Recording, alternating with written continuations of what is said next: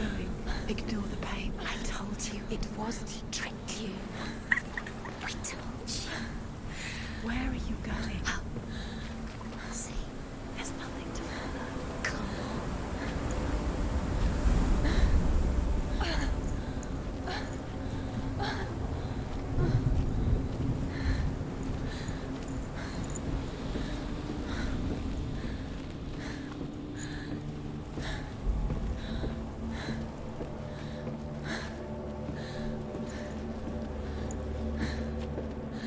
Before she first met him, she was not in a good place. Just a teenager, but not like the others. Barely functioning, she rarely left the house. Her father Zinbal made sure of that. Only occasionally did she venture out on her own, collecting firewood and herbs. Errands out in the Orkney Plains. That was her world. Like this one. Barren and lonely.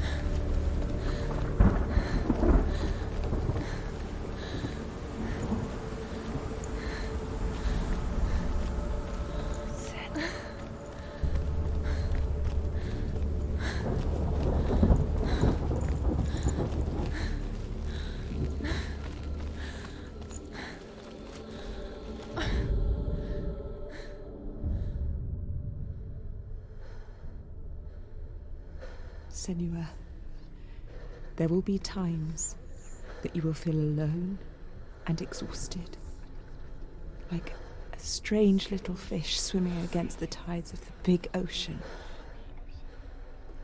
But have the faith to let go and let the tide carry you away. Because the whole ocean is your home, and it does not ask you to swim against it.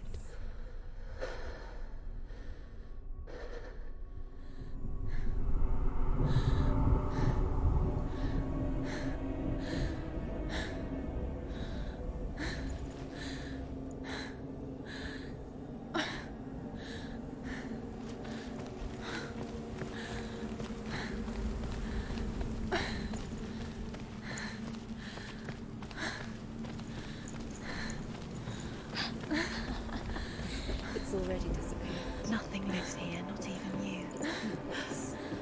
It's in your mind. You think you can see it, but it's in your mind.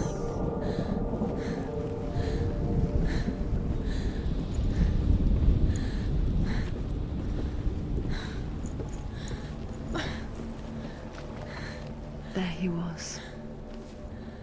The lone figure of a boy. Sold there under the shade of a tree. She remembers the first time she saw him. To her young eyes, he moved as if dancing, and the world danced with him. The gloom lifted. For the first time in years, she felt a ray of hope. You can see him. Come on, you have to keep Dillion going.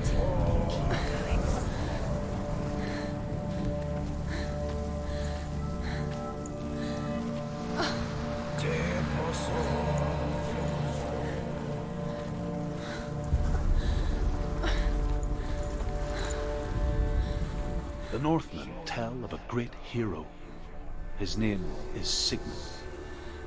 His father's hall was built around a great tree, and one day, Odin comes and thrusts a sword into the tree, a gift to whomever can release it. Many try, but the sword only comes out at Sigmund's touch. His brother-in-law, King Siggeir, wants it, but Sigmund refuses him, so King Siggeir plots revenge. He invites Sigmund and his brothers to a feast, but when they arrive, They're meant for armor, not a war weapon. King Siggeir captures Sigmund and his brothers, steals his coveted sword, and readies them for execution.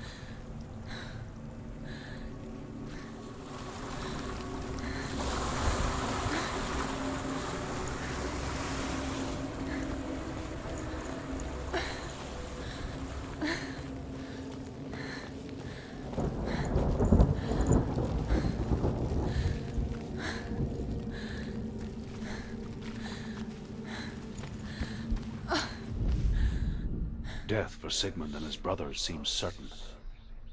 But the king's wife is Sigmund's sister, and she begs for mercy and implores the king to chain them up instead. He agrees. Not for mercy, though, but because he plans an even more cruel and lingering death. Chained to a tree in the forest that night, a she-wolf comes and devours one of Sigmund's brothers.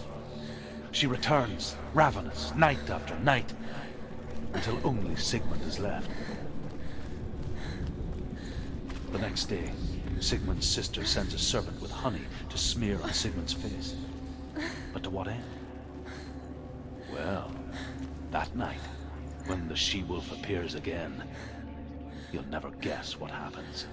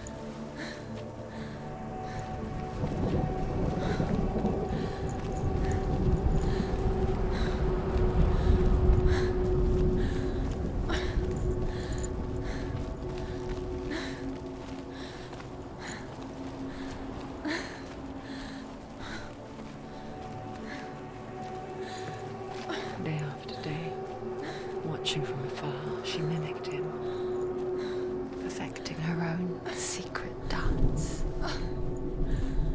wishing those fleeting moments of light would stretch out to last forever.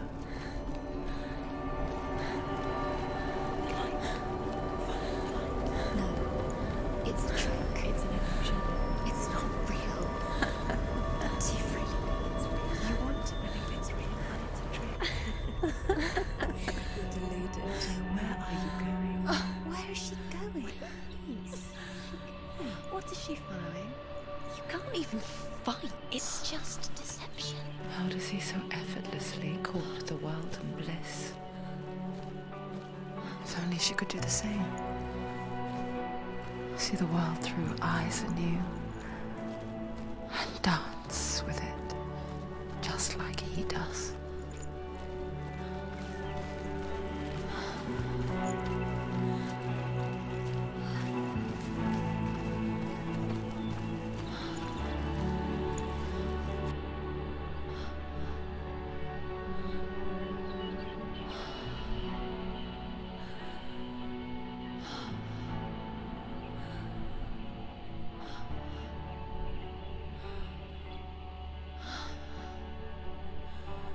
What's your name? Senua. I haven't seen you before. I don't leave home much. Oh, Zeno's daughter. I have to go. Wait. Who taught you to fight like that? No one. No one. Well, I watched you, and You learnt all of that from watching me? You should become a warrior, you know. me? I'm Dillion. I'm here for the warrior trials. Just come and watch. And bring your sword. You can't put it into words. That moment when you look into the eyes of the one who is supposed to reassure you, make you feel safe. It only takes an instant. Fear swallows you before you have a chance to make sense of it. And darkness becomes a part of who you are. You killed him. But her world changed the day the Northmen took him from her. Senua knows that there's no going back to how things were. That there's nothing to go back to at all. Stay still, stay quiet, hide, don't tell her. Their gods can see into your mind. They will use this power to destroy They you. won't stop me. I can still feel him. Whatever's left of him, they will never let him go. I'm not gonna let him rot here. You're the one rotting here. Leave me alone. You will die here. No. And all your suffering will have been for nothing.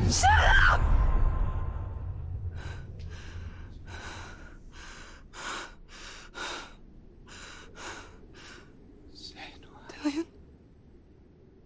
Is that you?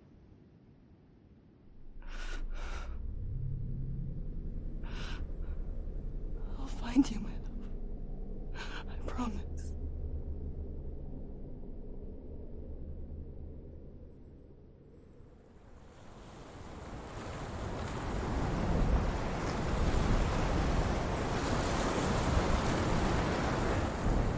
By the tree.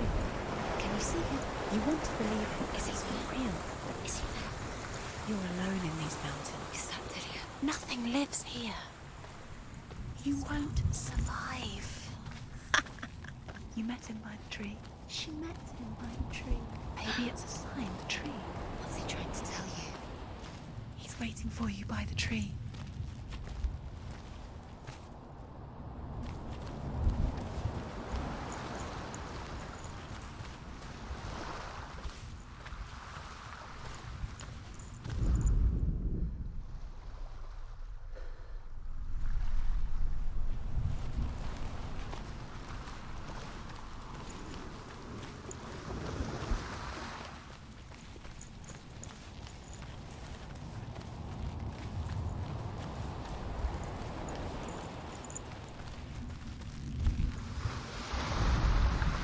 As the she-wolf licks the sweet honey from Sigmund's face, he bites the wolf's tongue. The she-wolf pulls away, but Sigmund holds on. The chains break, and he is free. After his escape, Sigmund lives like us, hidden in the forest. His enemy, King Siggeir, believing him dead, as his sister plots revenge. And for vengeance to succeed, even the great Sigmund needs help. So she sends her sons to him. But their blood is weak and corrupted, and they're put to death by Sigmund. So his sister hatches a new plan, one that is cold of heart and pure of blood.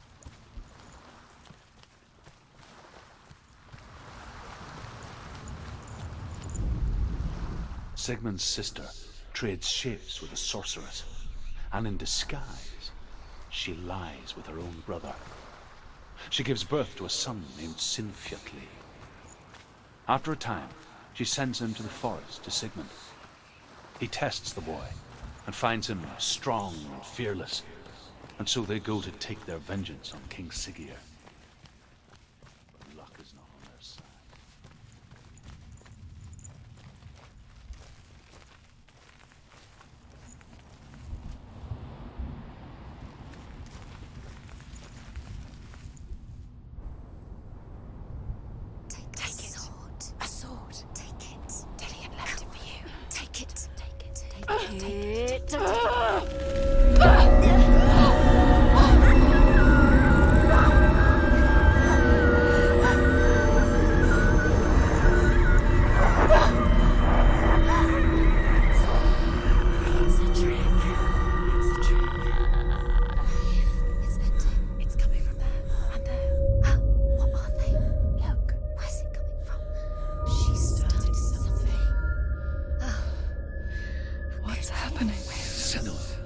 Imagine a sword that can slay gods.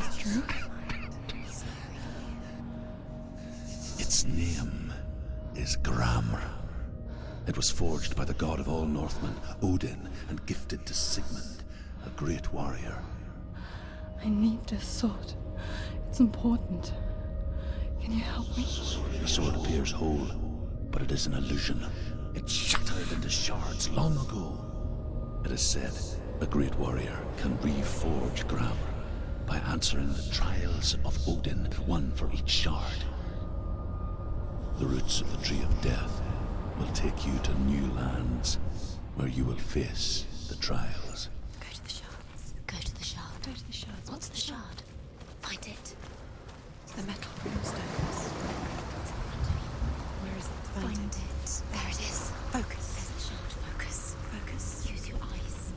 Look. Get closer. What can you see? Go to it. It's not safe. A king in the north forced the dwarves to make a sword that would never fail and never rust, and that would slice through iron and stone and bring victory to its bearer. But the angry dwarves cursed it. It would be the death of a man every time it was drawn, and it would be the death of the king. Let me tell you about the sword 𝗖𝗢𝗦𝗢𝗔.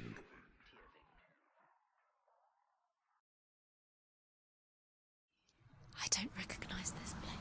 Where are we? Where is she? It feels wrong. Where are we now?